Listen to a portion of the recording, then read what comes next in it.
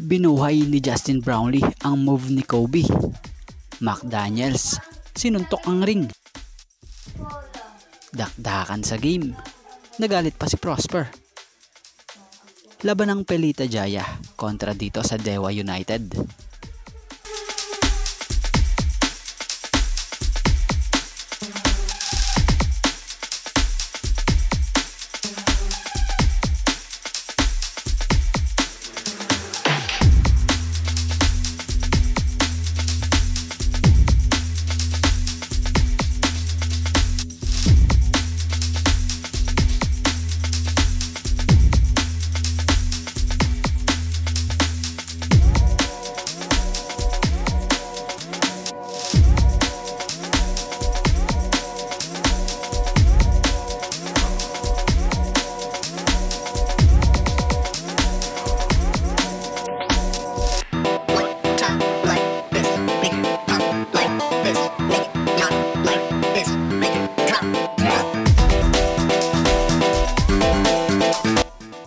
Natapos ang first half, tangan ng Dewa United ang kalamangan sa score na 57-44.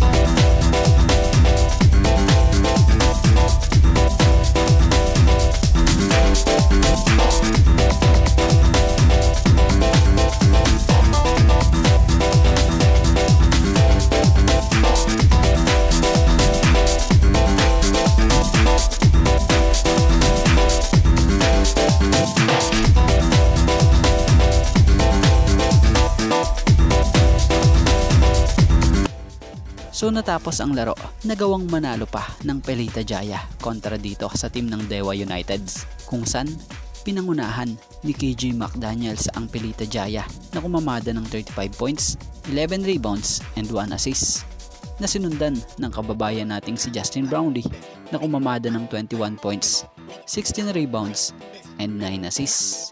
Sa Dewa United naman nasayang ang 34 points, 4 rebound and 4 assist na tong si Solano dahil na nga sila'y talo.